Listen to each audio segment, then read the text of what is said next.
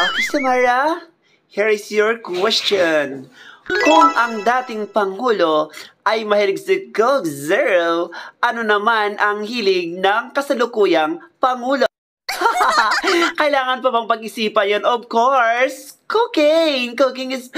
Maraw kang ganyan, baka maya may sali ka pa sa quad ko, bahala ka dyan. Pupunta na lang ako sa birthday ni Tatay Digong at naku, mag-enjoy pa ako dun sa Netherlands. Okay, have a safe trip. Ingat ka doon sa quad ko. Kaya naman agad akong nag-book ng flight papuntang The Hague, Netherlands upang makiisa ako sa pagdiriwang ng karawan ng dating Pangulo. May pera kami! Hindi kami bayan!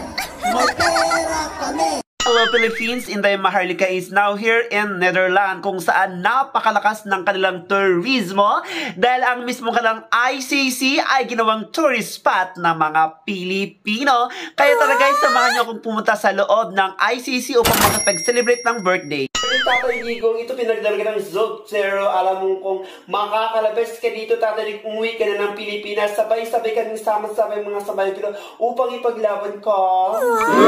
Welcome here in Netherlands kung saan ito ang pinakaabangan nila ang tinawag na Aurora. But kahit ganun pa man, ay magbibigay pa rin tayo ng panibong lucky numbers nationwide sa Pilipinas. Today is ito, March 28, 2025, araw ng mga hiwaga. So today is a birthday celebration of our former President, Rodrigo Roa Duterte. So, since alam sa is 3322, na ang ibig pong sabihin niyan ay lumilipad silang magkasama, then we have to use the power of all negative.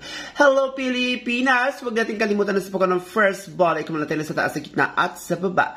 Sa second ball, mula baba hanggang gitna, pwedeng parang taas, parang gitna, at parang baba. So, it means, guys, yung na-score natin ay ang ating pan-second ball. So, tip number 1 in the Philippines is number 2810. Kabilang po dyan ang Pompiang 10, 20, and 5. 621, 521, maging ang 916, maging ang 910, or maging ang number 21.5, maging ang 21.10. At syempre, hindi mawawala ang ating Petsa Sumada nationwide for March 28, 2025, araw ng hiwaga.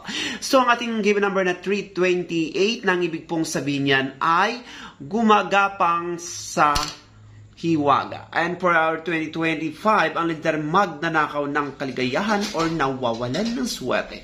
Sa ating number 3, I choose the number of 1821. Sa ating 28, it's number 2710. Sa ating 28, it's number 1118. Sa ating 25, I choose the number of 1636. So here we now for our first lucky number, we have the number of 3937. Our second lucky number is 2920. That's why our strongest number is 29. Ayan guys. So, huwag natin kalimutan, ang ating 2 pwede siya maging 11. Ang ating number 9 ay pwede siya magiging number 18. So, our strongest number is 218, 211, 29, 918, 911, maging ang number 1118. Pangarap ko ang ibigin ka. Oh my God! Ang saya-saya talaga ng birthday ni Tatay Tigo. Sana all nakarating ng Netherlands. Wow! Of course, why not? Alam mo naman kaming naka-green, mahilig sa abundance, prosperity, and wealthy. How about yours? Naka-red ka pa naman din.